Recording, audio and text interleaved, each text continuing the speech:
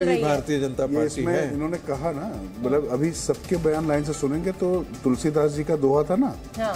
उसी तरीके से उसमें था कलयुग एक है नाम उधारा, सिमिर सिमिर से उतर ही पा रहा।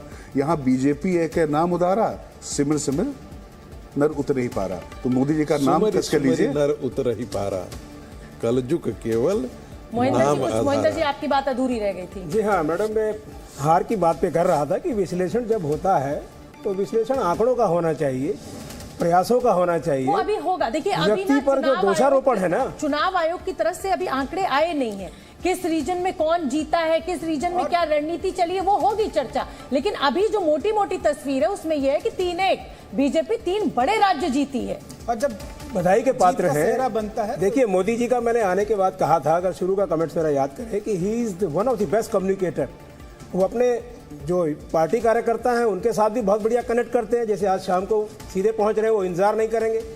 और जो पब्लिक है, पब्लिक के साथ अपने मुद्दों को बहुत बढ़िया कनेक्ट करते हैं। पब्लिक उसको समझती है और ये परिणाम बता रहे हैं कि वाकई में वो समझती है और कम्युनिकेट कर पा रहे हैं। और एक चीज को हमें ये भी देखना होगा कि क्या ये भी वजह हो सकती है कि जो वास्तविक मुद्दे होते हैं, चाहे वो जितनी विकास की योजनाएं मध्य प्रदेश सरकार ने चलाई, राजस्थान सरकार, छत्तीसगढ़ ने चलाई, उन पे और भावनात्मक मुद्दे भी होते हैं। भावनात्मक मुद्दे में धर्म का मुद्दा होता है या फिर गर्व का मुद्दा होता है कि मैं किसी एक नेतृत्व पर गर्व करता हूं, वो कितने भारी पड़े, ये अगर हमारे मुकेश जी, मैं आपको रोकूंगी क्योंकि ब्रह्म प्रकाश दुबे जी न्यूज संवाददाता भोपाल से बीजेपी दफ्तर से हमारे साथ जुड़ रहे हैं। दीपक जी ठीक है ब्रह्म, क्या माहौल अब?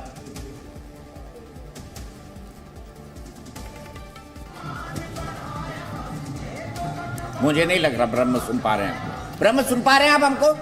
वहाँ इतना गीत संगीत चल रहा है। बिल्कुल बिल्कुल बिल्कुल। देखिए मैं आपको तस्वीरें दिखा रहा हूँ भोपाल के बीजेपी दफ्तर की, जहाँ पर पूरी तरह से जश्न का माहौल है। आप देखिए कार्यकर्ता किस तरह से नाच रहे हैं, किस तरह से देखा जा सकता है तस्वीरों में। बताइए कितनी खुशी हो रही है, कितनी खुशी हो रही है? क्या उम्मीद थी? बहुत खुशी हो रही। सबका साथ सबका विश्वास, मोदी जी की गारंटी के साथ 5 प्रदेश में भारतीय जनता पार्टी की सरकार बनने जा रही है। 2039 तक मोदी जी देश के प्रधानमंत्री रहेंगे।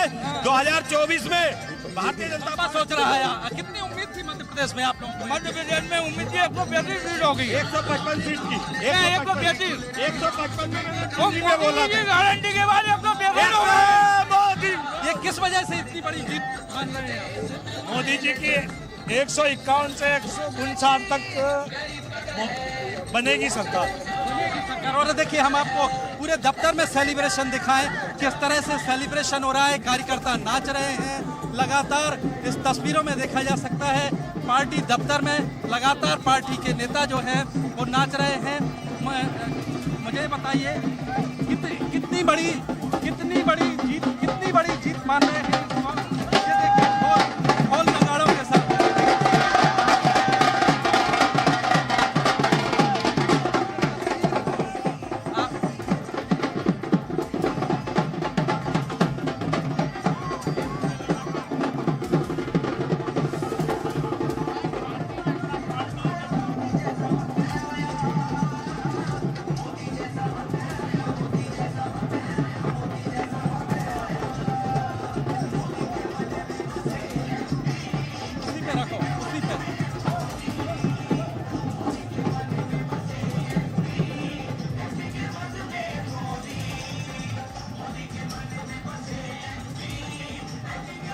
गाना सब कुछ चल रहा है शोभना जी। बिल्कुल बिल्कुल। और देखिए जोश उत्साह और महिलाएं मुझे बहुत बड़ी संख्या में, और मुझे लग रहा है कि मध्य प्रदेश और चाहे राजस्थान हो, ये महिला वोटर जो है ये बड़ा डिसाइडिंग फैक्टर साबित हुई है इस चुनाव में। राजकिशोर जी बिल्कुल, शुरुआत में ही बात हो रही थी कि जिस तरीके से महिलाओं को ये समझ में आ गया है कि उनको हक कोई देगा नहीं, अब वो देने की मोहताज नहीं, उनको हक लेना अपना आ गया है। और जो चाहे किचन से लेके राजनीति तक, तो अब उनका वो उत्साह यहाँ पर दिखाई पड़ रहा है। और आप देखिए, चाहे गुजरात हो, चाहे बिहार में नीतीश कुमार का साइकिल देने का दांव हो, या मुलायम सिंह का बच्चियों को 25,000 रुपए देने का जो फैसला रहा हो, तो जिस नेता ने महिलाओं को लेकर महिलाओं को आगे बढ़ाने का काम किया, उसकी राजनीति उसके साथ ही फलती फूलती। और एक और चीज है, देखिए हम ये कहते थे कि साहब जनता को ये पता है कि राज्य में उसको किसकी सरकार चाहिए और केंद्र में उसको मोदी जी चाहिए, ये हम लोग अक्सर चर्चा करते थे। तो मुझे लगता है कि इन तीनों राज्यों के नतीजों ने ये बता दिया कि साहब मोदी जी जो है वो चाहे केंद्र में चेहरा हो और चाहे राज्य में हो,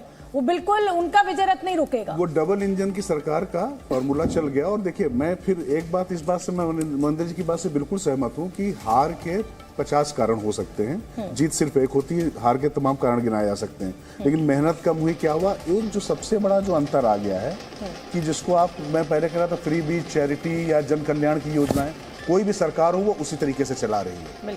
लेकिन किसमें कंसिस्टेंसी है, किसकी स्वीकार्यता है, कौन किस तरीके से लगातार मैनेजमेंट कर पाता है, और निरंतरता। भारतीय जनता पार्टी की मेरे हिसाब से जो सबसे बड़ी ताकत है आज की तारीख में, निरंतरता।